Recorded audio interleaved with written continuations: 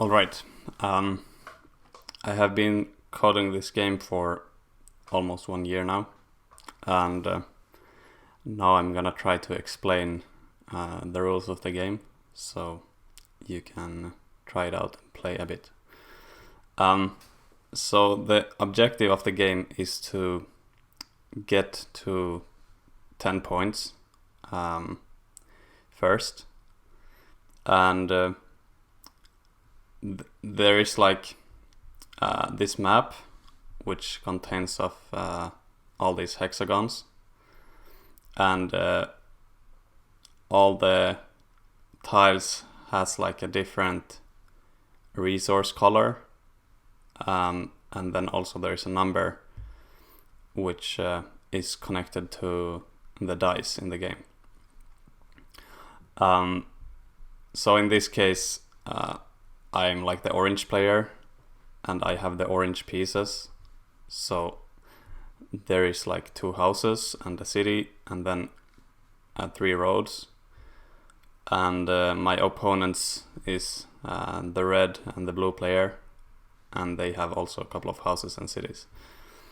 And then there is like water around the map, and in the water there is a couple of harbors, which makes it cheaper to trade against the bank. So here is the pieces in the game. So each player has 15 roads and 5 houses and 4 cities. And then there is like two dice and a rubber piece, and also 25 progress cards which you can buy.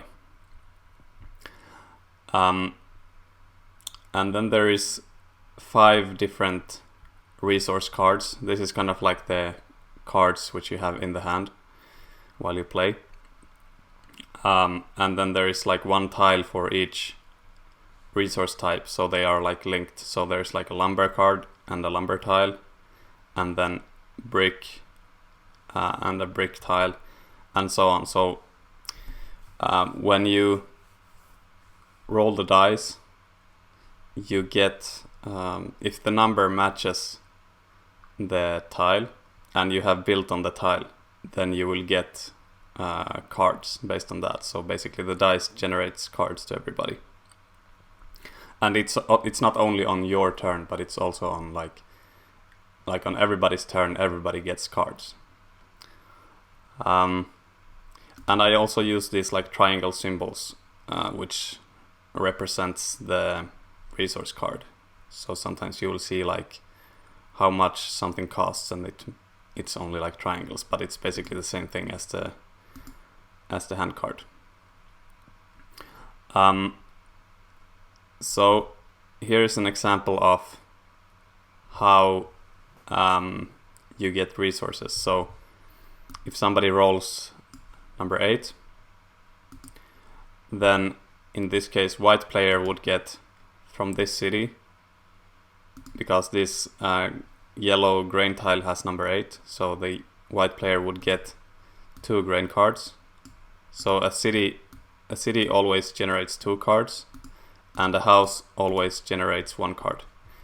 So in the lower case, like in the lower part, the white player would get 1 yellow card or 1 grain card.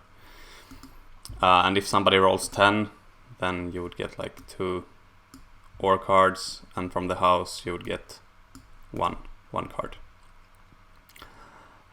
So this is basically how all the resources are generated through the whole game.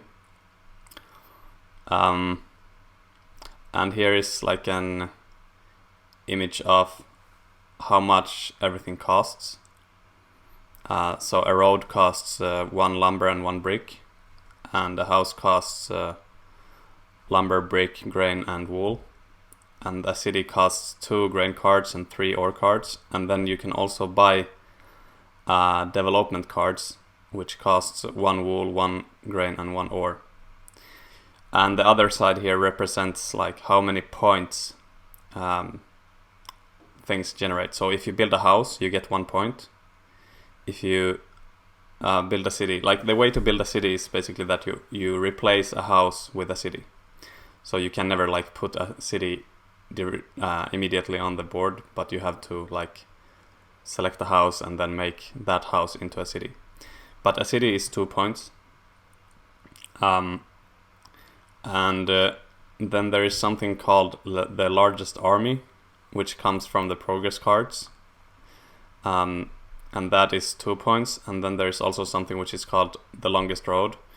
And the longest road is like the player who has, as it sounds, the longest road. And you need to have a minimum of 5 roads. And the largest army and the longest road, there's just like one of each. It's like shared between all the players. So one player at a time can only have the longest road, like nobody or one player. So everybody is kind of fighting about those with each other.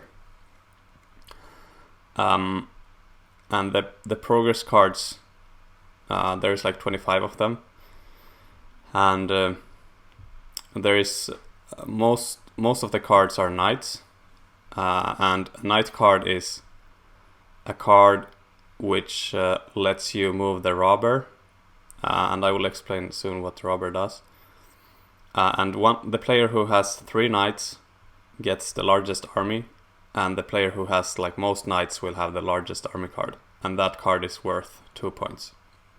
And then there's also point cards, which you can like when you play them, you get 1 point per point card basically, and you can play as many as you want per turn. And then there is this card, Year of Plenty, and with that card you can select 2 resource cards from the bank, and you can select whatever you want. And with the road building, you can build 2 roads for free. And with the Monopoly card, you pick 1 resource, and then you get all of those resources from your opponents. And here's also like the longest road and the largest army. These cards are just like to show which player has it, and they are worth 2 points each. So the longest road needs to be at least 5 roads before you get the card, and the largest army needs to be 3 knight cards played.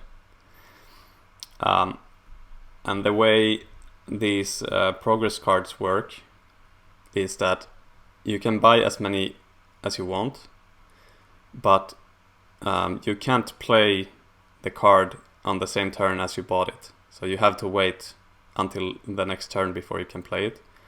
And you can only play 1 card per turn.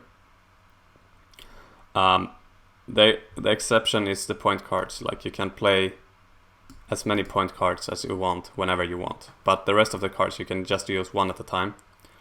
And the knight card is a bit special because you can actually use it before you roll the dice or after, so it's up to you. But you can just play 1 card per turn. And something more about the robber. And there's one number which is a bit special. So if somebody rolls number 7 on the dice, then you have to throw away half of your hand cards if you have more than 7 cards. So if you have 10 cards, you have to throw away 5 of them. And then the player who rolls 7 gets to move the robber, which is this like gray piece. And you can put it on any tile on the map, not in the water, but the rest of the tiles. And then you get to pick 1 hand card from the player you put the robber on. And the robber will basically block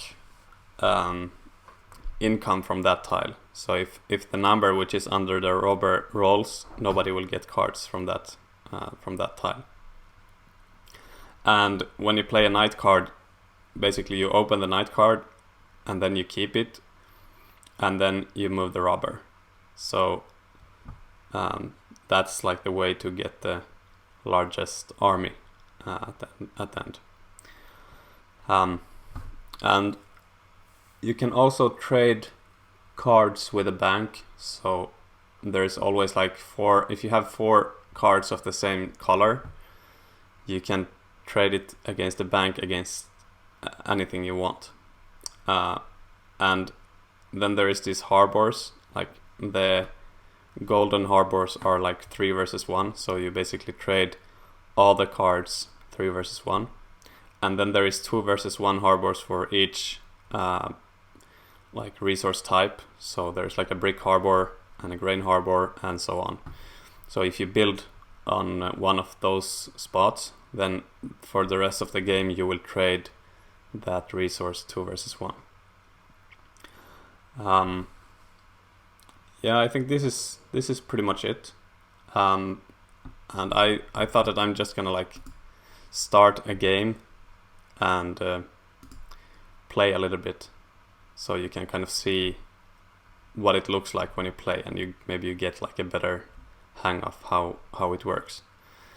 So the game starts by everybody rolling the dice to see who gets the biggest number, and the biggest number will start to build.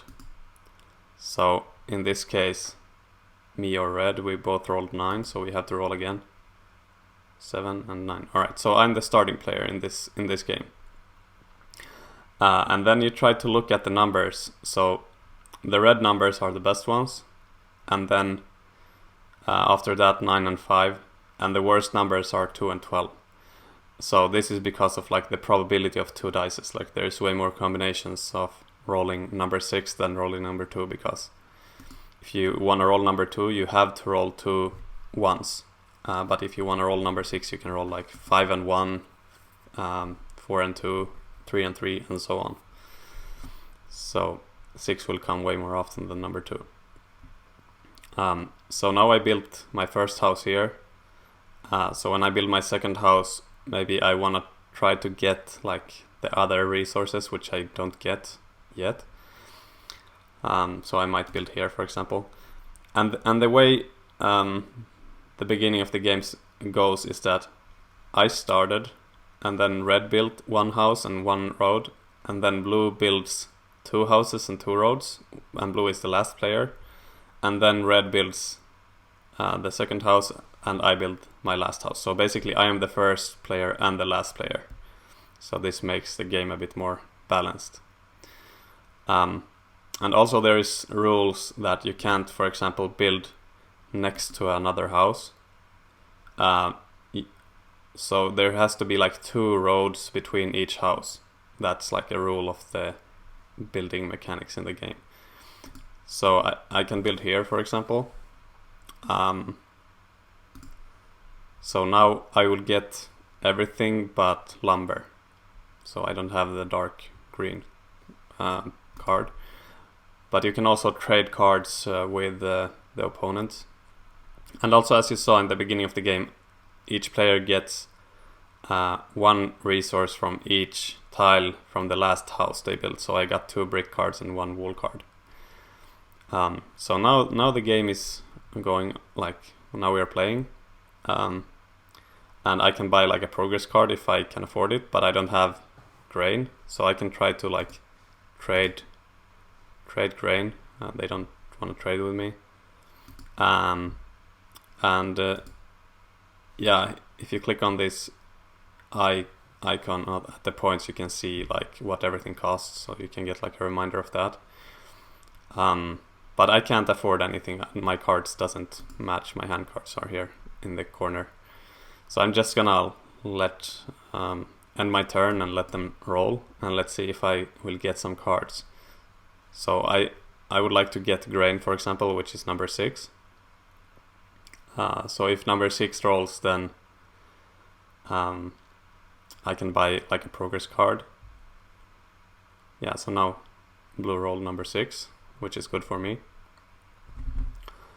And basically the beginning of the game is always that you build 2 houses and 2 roads, and then that's like the starting point of the game. So you can't, like, if I want to build a house somewhere far away, I have to build roads all the way before I build the house. But now I have the cards to buy a progress card, so I'm gonna buy it. And yeah, the screen recording is a bit off, but basically I got the Year of Plenty card, so I can pick 2 resources, whatever I want, but I can't play it yet this turn. So let's just gonna end my turn again. So now number 4 rolled, which means that I got brick from here, because there is number 4, and the tile is brick. And I have a house. If I would have a city here, I would get 2 of them. So yeah, this is pretty much it. I'm just gonna play this Year of Plenty card, and then I'm gonna stop the recording. But basically now I get to pick 2 resource cards, whatever I want, and I'm gonna pick lumber because I don't get them from anywhere. So I'm gonna get 2 lumber. I'm gonna pick 2 lumber, and then now I can build roads because I have lumber and brick. So yeah, for example, I can build a road here, and then I can try to build a house here when I have the cards. And when I build a house here, then I will trade 3 versus 1 against the bank for the rest of the game instead of 4 versus 1. And also, if number 8 rolls, I will get 2 wool cards because I will have 2 houses on this tile. So this is like a pretty bad spot. It would be better to build on a spot with like 3 resource tiles and with good numbers if it's possible. But yeah, so this is basically how the game goes, and then you play until somebody reaches 10 points, and then it ends. So yeah, good luck.